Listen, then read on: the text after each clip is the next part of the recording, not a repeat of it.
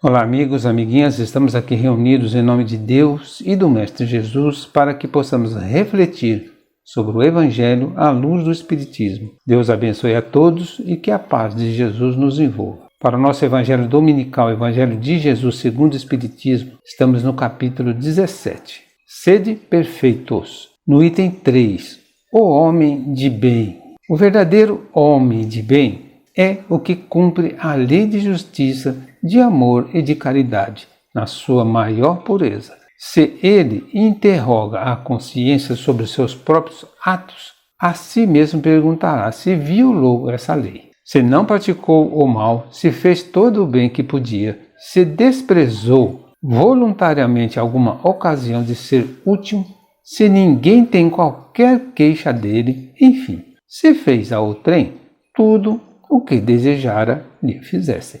Como pode o homem verificar se está cumprindo verdadeiramente a lei de justiça, de amor e caridade? Interrogando a consciência sobre os seus próprios atos e se faz aos outros o que desejara que lhe fizesse. O verdadeiro homem de bem é o que cumpre a lei de justiça, de amor e de caridade na sua maior pureza.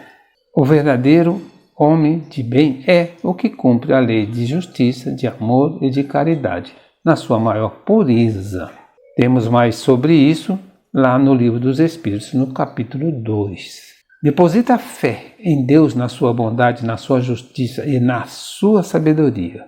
Sabe que sem a sua permissão nada acontece e se lhe submete à vontade em todas as coisas. Tem fé no futuro. A razão porque coloca os bens espirituais acima dos bens temporais. Se a maioria dos homens tem fé em Deus, como explicar a descrença e os desentendimentos gerais? É que a maioria cultiva uma fé superficial e irracional. A fé legítima tem que se apoiar no raciocínio que gera a compreensão dos desígnios de Deus e solidifica a prática de suas leis. A fé em Deus e no futuro faz o homem colocar os bens espirituais acima dos bens temporais. Encontra satisfação nos benefícios que espalha, nos serviços que presta, no fazer felizes os outros,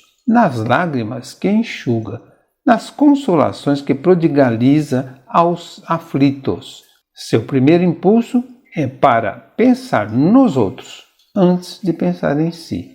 É para cuidar dos interesses dos outros antes do seu próprio interesse.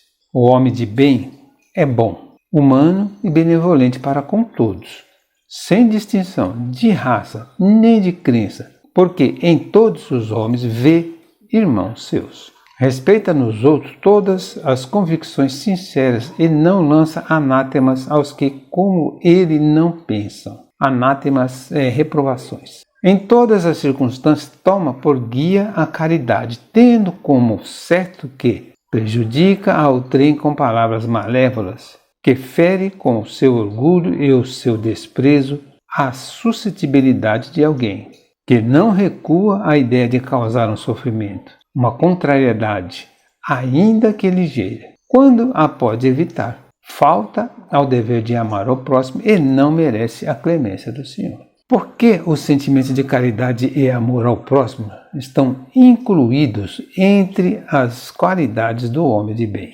O exercício da caridade impulsiona o homem a pensar nos outros antes de pensar em si. Essa prática proporciona o desenvolvimento de todas as demais qualidades que distinguem o homem de bem. O importante é fazer o bem sem esperar paga alguma e ser possuidor do sentimento de caridade e de amor ao próximo.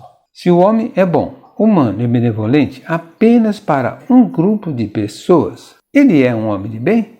Não, pois o homem de bem age sem distinção de classe social, raça ou crença, porque em todos os homens vê irmãos seus. O homem de bem, em todas as circunstâncias, toma por guia a caridade. Não alimenta ódio, nem rancor, nem desejo de vingança. A exemplo de Jesus, perdoa e esquece as ofensas, e só dos benefícios se lembra, por saber que perdoado lhe será conforme houver perdoado. Estuda suas próprias imperfeições e trabalha incessantemente em combatê-las. Todos os esforços emprega para poder dizer no dia seguinte que alguma coisa traz em si de melhor do que na véspera. Se a ordem social colocou sob o seu mando outros homens, trata-os com bondade e benevolência, porque são seus iguais perante a Deus.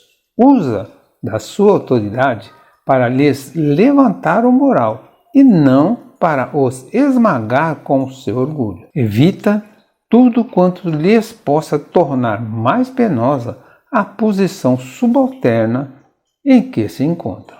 O subordinado, de sua parte, compreende os deveres da posição que ocupa e se empenha em cumpri-las conscientemente. A gente já viu isso lá no capítulo 17. Finalmente, o homem de bem respeita todos os direitos que aos seus semelhantes dão as leis da natureza, como quer que sejam respeitados os seus. Não ficam assim enumeradas todas as qualidades que distinguem o homem de bem, mas aquele que se esforça por possuir as que acabamos de mencionar, no caminho se acha que a todas as demais conduz. Os homens que cumprem suas obrigações sociais são homens de bem? Segundo o julgamento dos homens, sim.